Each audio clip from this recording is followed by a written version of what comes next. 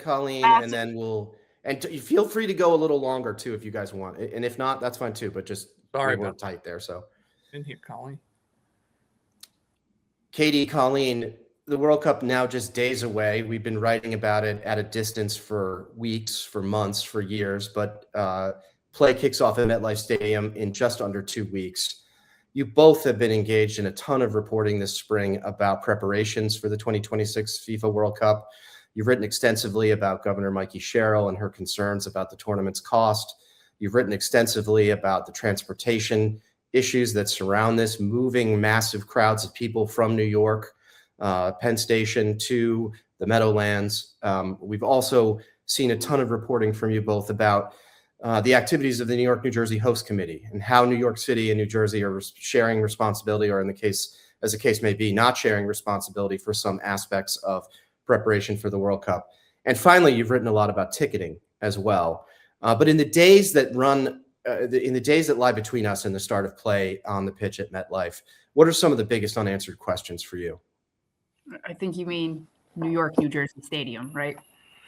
Well, we've been calling it MetLife because long MetLife. after this tournament is over, we'll be calling it MetLife. So it's Giant it is, of course, known as the New York, New Jersey Stadium for the purposes of the tournament, as you say. But go ahead, Kate. But yeah, so our biggest unanswered question is how it's all going to work logistically on the ground, the actual flow of getting people into and out of the stadium from Penn Station, which is the highlight, which is where the host committee sort of mobility plan starts, but also from the buses from other parts of New Jersey. We don't know what's wrong until we see how it works. And we're not going to know that until June 13th when the matches start in East Rutherford. That Saturday match is a big moment for us. Colleen, what do you see? What are unanswered questions for you? Yeah, and as I said, I think the big next question after seeing how that Saturday match goes is again watching how a weekday match goes, and in the middle of or interfering with rush hour traffic.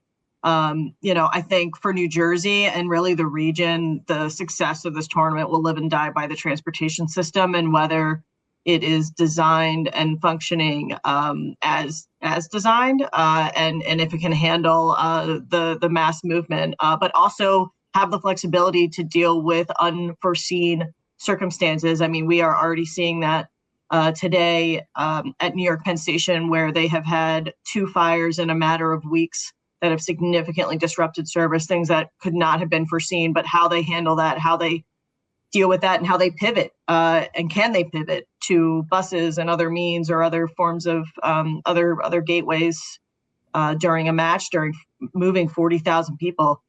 It is going to be an extremely, an extreme test of the system.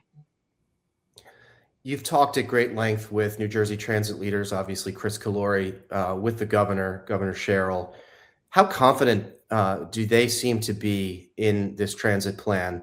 Obviously, collaboration between the administration and the host committee, but ultimately, New Jersey Transit in particular must feel a ton of pressure to execute and get this all right. They are under a lot of pressure. And with I think the understanding, as Chris Calori put it to me once, this will be our fault one way or the other, even if it's not sometimes. They are going to have to deal with, as I said, controllable aspects of this, managing their trains and making sure that they are in tip-top shape to run, which they are not always normally during commuter service. And then uncontrollable factors, again, fires, wires that go down, things that happen, honestly, fairly routinely over the past several years during extreme temperatures, which is, again, something we are likely to see, and even something we really haven't seen yet this summer amid, there's only been a few hot days, but I think we are going to really see a crunch in June and July. So on the one hand, I think they're confident in the system that they've designed and the work and pivoting and finessing that they've done to do what they can do in their control, which for New Jersey Transit is move 40,000 people. But I can imagine, especially given the Amtrak issues that we've seen just in the last number of weeks, that there's concern about the things that they can't control and how they're going to pivot. And it's all about also, to a large extent, the communication between these disparate but very integrated agencies that can sometimes work together nicely and sometimes, can have challenges there as well. It'll be an interesting thing to watch unfold for sure, no matter what happens. Katie, you're in touch daily with members and leaders in the New Jersey legislature. And I know last week you reported in a story about some concerns from Republican lawmakers. Started to hear some blowback too from local lawmakers who are upset about the disparate ticket prices between New York and New Jersey. Bergen County Executive Jim Tedesco jumped into that fray last week. What are some of the concerns you're hearing from some of the tax hawks in Trenton about all this, though? I mean, the cost of it is number one. Making sure that what has been spent is kind of the limit, and no more financial burdens fall on New Jersey taxpayers and ratepayers is something that is being addressed. And a lot of the concern from the Sherrill administration is about things that were agreed to before her time. Almost all of the contracts and all of the negotiations happened during Governor Phil Murphy's term. So the Sherrill administration really did inherit the World Cup and all of the trappings that came with it. So what little control she has been able to exert has kind of flown in the face of what had been the plan initially, shutting down the idea of a major fan fest at Liberty State Park in Jersey City because it was just untenable. Instead of offering several smaller fan festival events throughout the state, she's exerting what control she can. But a lot of this is kind of said and done. The book is already closed because the Murphys signed on for whatever's going to happen.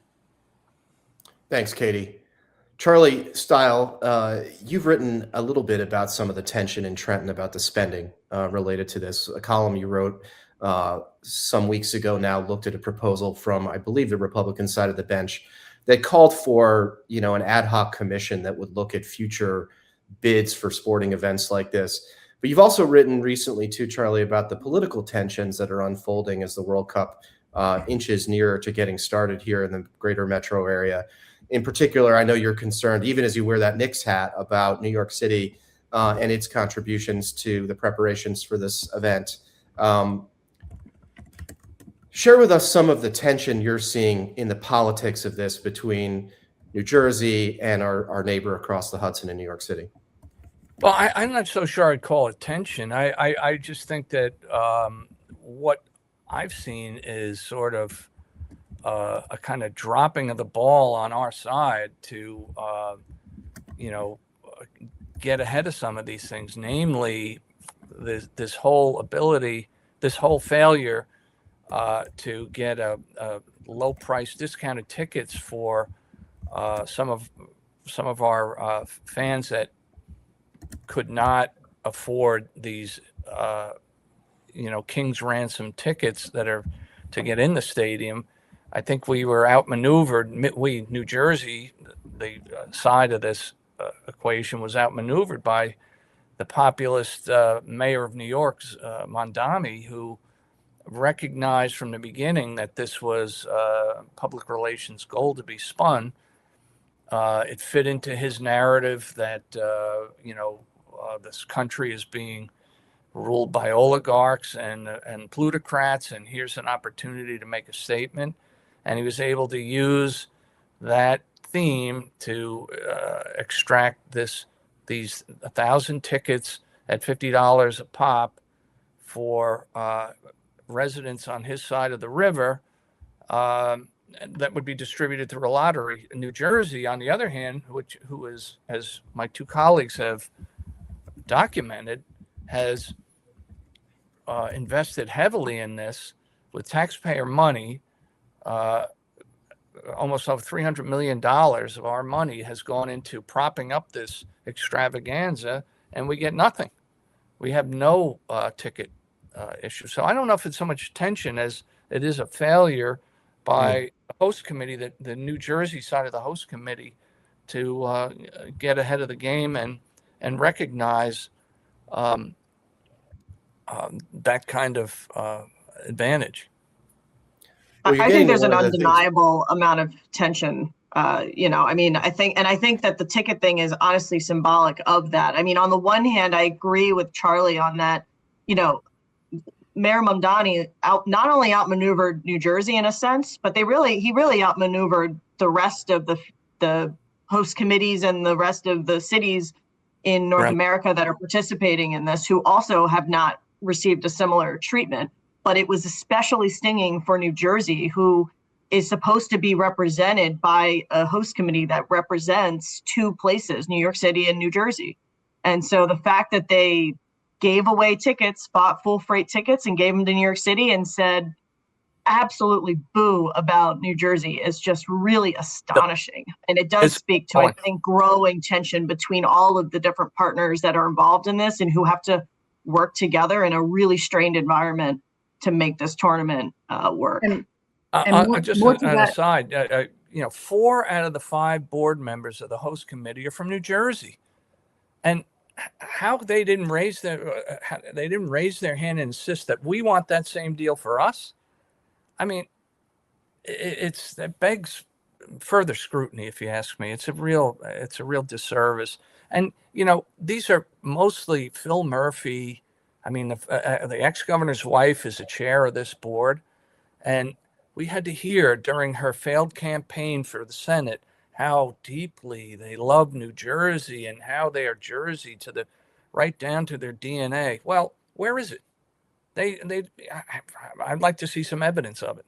And to the point that both of you are making, Mayor Mamdani, kudos to him for asking, but he hasn't had to deal with the financial burdens of setting up the tournament overall, because all of the stuff that Governor Murphy did is the stuff that Governor Sherrill is now trying to fix to make sure that taxpayers in New Jersey aren't bearing the burden of the tournament.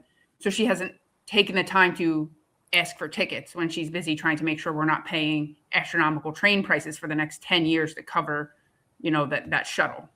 So it evens out that he had the time to do it, where we might not have considered such a thing because we had other problems to deal with.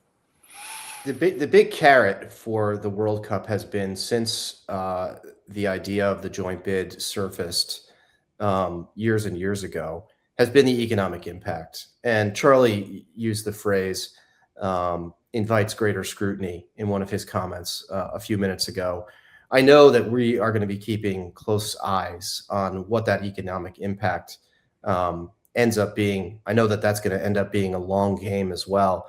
But I know that you, Katie and Colleen in particular, have heard from politicians both in the Murphy era and this year now in the Sherrill era, and certainly from the host committee, that the economic impact of this event will be significant. We'll have to see how that balance shakes out. What are your instincts telling you about that now? I mean, historically, no host cities for any major global events really come out on top. The Olympics, World Cup, none of these events actually are moneymakers for the cities that are hosting them. And above that, New York is getting a lot of the attention, and New York hasn't had, there isn't the need for as much of a return on investment because they haven't put out as much to begin with. So while maybe it is going to raise the $2 billion that was touted for the last couple of years, it's unlikely that the bulk of that money is going to end up in New Jersey either way. I think also at a critical piece of this, and what Charlie was getting at as far as the intense scrutiny, is let's just all take a step back and remember the fact that as this bid process was going on over the last 8+ years, there has been absolutely no transparency about what the projections were for what this would cost, how those changed over the years, what has been spent to date on this, and then also what does New Jersey expect to receive in taxes and fees and all of that. None of that has been ever provided. It has been on display in other cities, I think like Toronto and some other Canadian cities who are hosting, but New Jersey taxpayers who are footing most of this bill, as we have described, have not gotten that same courtesy. And so we hope, and we have asked Governor Sherrill to provide in a postmortem, report a really detailed effort to show what those costs were, what projections are, what they really got, was the cost benefit analysis there? Was it a success? Because without those key figures and without those key indicators, how could we possibly measure whether or not this is a good idea to host a mega event and without the guardrails that seem frankly pretty necessary at this point, given the dynamic with New York City. Right. I mean, the macroeconomic windfall that we're supposed to get. Well, I've seen billions of dollars. Well, I have never seen an accounting for that. And what is this? Just put people jamming the bars to watch the games? Is this going to be Airbnb? People shopping? And on the other hand, what's conflicting? We hear about the train service that most of the patrons are going to be coming from Manhattan. I'm totally confused. I just think it was a big sales job, and led by the Murphy team that's soccer crazed, and they thought that this was going to be a great boon for the state. Well, I'd like to see some accounting, 100%, because and just as a prime example, Charlie, if you don't mind me just piggybacking on that, is because of the lack of planning and the lack of transparency from the Murphy administration, we are in a place now where, again, just as a small example, New Jersey Transit has the ability to spend up to, I think, $135 million to build a temporary bus shuttle system to aid and augment their mass transit to the MetLife Stadium. That is a temporary structure that is going to go away. If the planning had been there, and again, if more transparency about the spending and the timelines and other things like that were in place years ago, then perhaps a more permanent structure could have been, put in place where that investment would be felt by commuters and by concert goers and by New Jersey residents for many, many decades. But instead, we're going to be in this kind of limbo with a structure that's not going to stay there, as far as I know, for very long after this. Yeah, it's a loss. Their argument would be, well, it's a lost leader. Eventually, we'll gain it back in tax revenue. Well, that's the part that I find a little difficult to get my head around. So we front $300 million, $135 million for this facility that you're talking about. The argument would be, well, we'll get it back. Well, how? I don't. That one has really kept me, in the dark. Lots of questions, lots of reporting still to do. Grateful for the three of you. We'll talk soon. Go ahead, Charlie. The reporting by these two are really in the great record tradition of consumer, taxpayer focused reporting, and I think it's been a great asset for this paper, for this outlet, whatever we are these days. The outlet is part of a network. Yeah, we are grateful to all three of you, and yes, the reporting this spring, Colleen and Katie, has been especially strong and leading, and we got more to do.